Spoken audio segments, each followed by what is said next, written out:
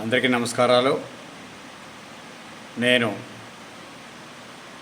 మీ సర్వేశ్వరరావు, శ్రీ సూర్య ఈ సేవా కేంద్రం, విసన్నపేట మండల కేంద్రం, సత్తిపల్లి రోడ్, పద్మశాలి స్ట్రీట్. ముఖ్యంగా చెప్పొచ్చేది ఏమిటంటే, మీ అందరికీ తెలిసిన విషయమే అయినా కానీ ప్రతి వాళ్ళు కూడా తెలియనట్టే ఉంటారు. ముఖ్యంగా ప్రజల యొక్క ఆశీస్సులు కావాల్సిన వాళ్ళు ప్రప్రథమంగా చర్య తీసుకోవాల్సి ఉన్న వాళ్ళు కూడా కొన్ని విషయాలు మాట్లాడకుండా ఉంటారు. ఆ మాట్లాడకుండా ఉండే విషయాన్ని గురించే నేను మాట్లాడదాం అనుకుంటున్నాను. అదేమిటంటే, సొంత ఇంటి కళల సాకారానికి కేంద్ర రాష్ట్ర ప్రభుత్వాలు రుణాలు ఇస్తున్నాయి. ఆ జాబితా, ఆ ప్రక్రియ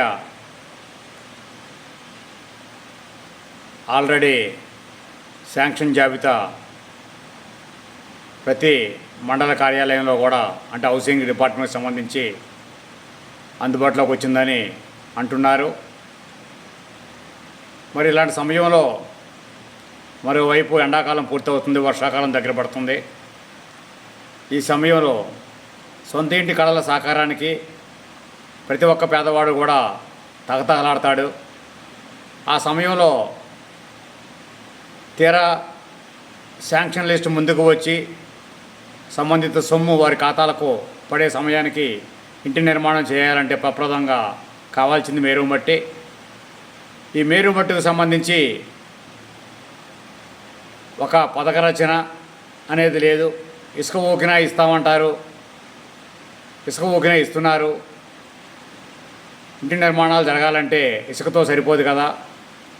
సిమెంటు, ఐరన్ కొనడానికి మేస్త్రి కూలీలకి డబ్బులైతే ఇస్తున్నారు గవర్నమెంటు.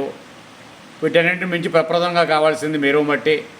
ఆ మేరు మట్టికి ఏం చేయాలి, ఎలా చేయాలి, ఏ రకంగా ఇంటి నిర్మాణానికి మేరుకు మట్టి అందించాలి అనే విషయంపై ఇటు నాయకులు కానీ అటు అధికారులు కానీ ఒక కార్యాచరణ చేయకపోవటం అది ఎప్పుడైనా ఇబ్బందిగానే ఉంటుంది. అలా కాకుండా ఇంటి నిర్మాణాలకు కూడా గ్రామాల వారీగా కమిటీలు వేసి ఇంటి నిర్మాణాలకు మెరువ మట్టి అందించేందుకు కార్యాచరణ చేయవలసిందిగా కోరటం జరుగుతుంది. నమస్కారాలతో వార్తాపర రిపోర్టర్, తిరువూరు నియోజకవర్గ ఇన్ఛార్జ్ సర్వేశ్వరరావు, BA Politics.